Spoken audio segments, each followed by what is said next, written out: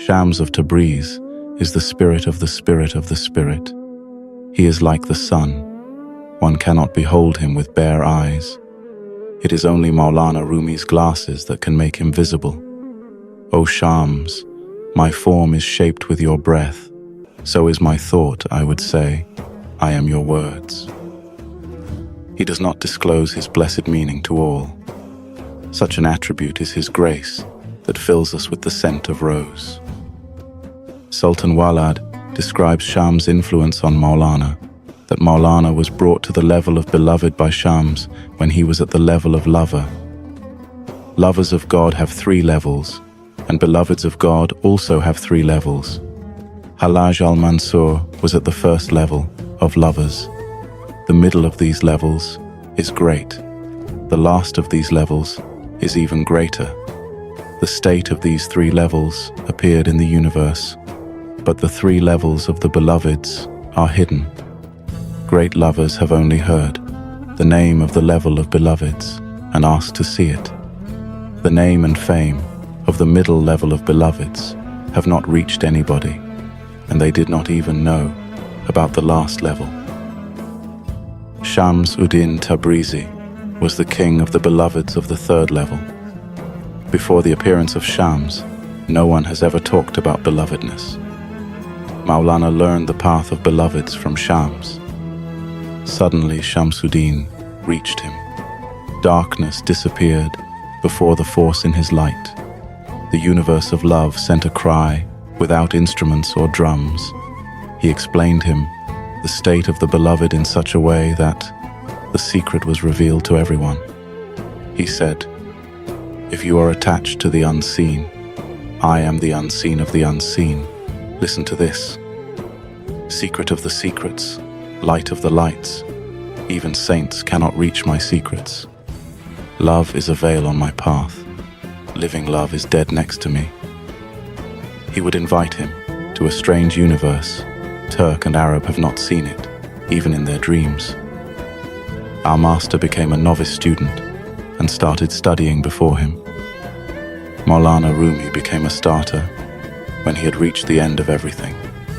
When everyone was following him, he became the follower. He had already reached the top in the world of thoughts. Nonetheless, love appeared to him as a new knowledge. Shams Tabrizi said, "If they had asked me if the Prophet was more in love compared to me, I would have said no. He was the beloved. But the intellect stays in awe when it tries to appreciate the beloved. So if I say that he is a lover, this really means beloved. The beloved in absolute terms is Haq, the truth. The true reflection of Haq is the Prophet." Maulana Rumi talks about the philosophy of belovedness openly in his Mathnawi with the following words: "Love is only a veil. All is but the beloved. Only the beloved is alive. Lover is dead. Let the love of God be in the soul. In the eyes, it stays fresher than a rosebud. Whomever you think is a lover is in reality the beloved, because he is a lover that is loved by the beloved. So he becomes the beloved too." Then further, Maulana Rumi describes the belovedness of Shams Tabrizi in his poem as, "This Maulana is like moonlight. Eyes cannot behold the sunlight of my being unless it is through the moon. Eyes cannot bear the radiance and luminosity of sunlight. The moon cannot reach the sun unless the sun reaches the moon. And in another place, the sun's face is turned towards Maulana, because Maulana's face is turned towards the sun. My peer, my desired one, you are my ailment, you my cure.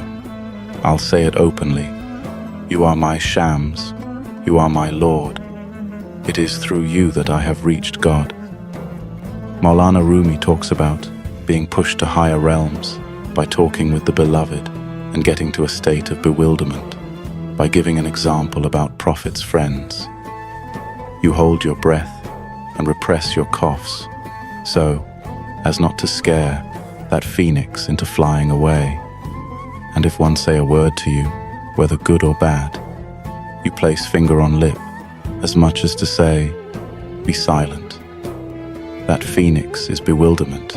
It makes you silent. The kettle is silent, though it is boiling all the while.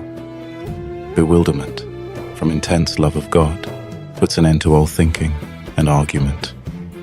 While Shams Tabrizi says, "When I was a child, I saw God, I saw angels. I watched the mysteries of the higher and lower worlds. I thought all men saw the same. At last I realized that they did not see." Don't judge the way other people connect to God, to each his own way and his own prayer. God does not take us at our words. He looks deep into our hearts. It is not the ceremonies or rituals that make a difference, but whether our hearts are sufficiently pure or not. The universe is a complete unique entity. Everything and everyone is bound together with some invisible strings.